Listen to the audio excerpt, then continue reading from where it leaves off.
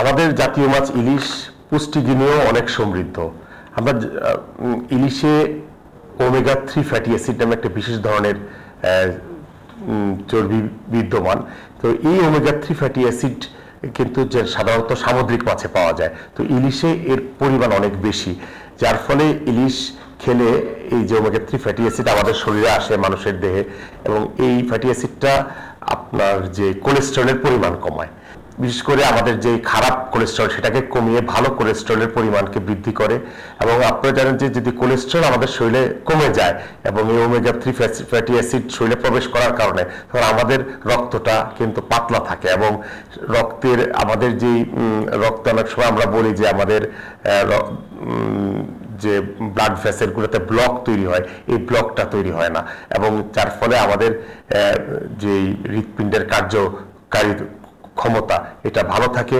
এবং এছাড়াও ইলিশে vitamin A আছে, ডি আছে, ই আছে, তারপরে ক্যালসিয়াম আছে, ফসফরাস আছে, বিভিন্ন খনিজ দ্রব্য আছে, যেগুলো আমাদের স্মৃতিশক্তিকে ভালো করে, আমাদের শরীরে নানাভাবে উপকার করে। তো এবং এই জন্য ইলিশ পুষ্টিগুণে একটি অনন্য মাছ। আপনারা জানেন ভিটামিন এ আপনার চোখের জন্য ভালো, ভিটামিন ডি যেটা আছে সেটা আপনার, এবং ইলিশের যে ক্যালসিয়াম আছে এটা কিন্তু আমাদের হাড়ের গঠনে আমাদের ভালো উপকারী এবং ভালো কাজে আসে। এবং এই সাথে এছাড়াও আমাদের যে ইলিশ সেখানে অনেক ধরনের খনিজ দ্রব্য আছে, যেমন ফসফরাস আছে, ক্যালসিয়াম আছে, আয়রন আছে, এগুলো কিন্তু আমাদের অনেক উপকারে লাগে।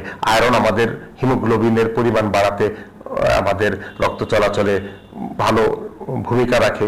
তো আসলে ইলিশ আমরা যে ফরম্যাটেই খাই না কেন, আমরা সেটা ভাজি করে খাই অথবা রান্না করে খাই, যেভাবে আমরা খাই, আলটিমেটলি সব ধরনের ফরম্যাট থেকেই কিন্তু আমাদের শরীরের উপকারিতা আসে এবং আমরা উপকৃত হই।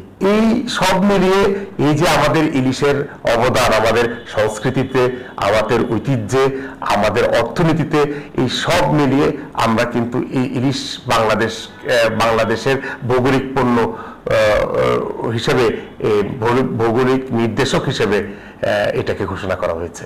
ইলিশ আমাদের জাতীয় মাছ, তাই না? আপনি জিজ্ঞেস করছেন এই জাতীয় মাছ কবে থেকে ঘোষণা করা হলো। আসলে আমাদের স্বাধীনতার পর 1971 যখন আমাদের দেশ স্বাধীন হলো, তারপরে এর পরবর্তীতে 72 সনে বা তার পরবর্তীতে বিভিন্ন জাতীয় প্রতীকের প্রয়োজন হলো। তো পাখির ক্ষেত্রে যেমন দোয়েল, বা আমাদের প্রাণীর ক্ষেত্রে আমাদের রয়্যাল বেঙ্গল টাইগার, তো এরকম বিভিন্ন জাতীয় প্রতীক কিন্তু নির্ধারণ করা হলো।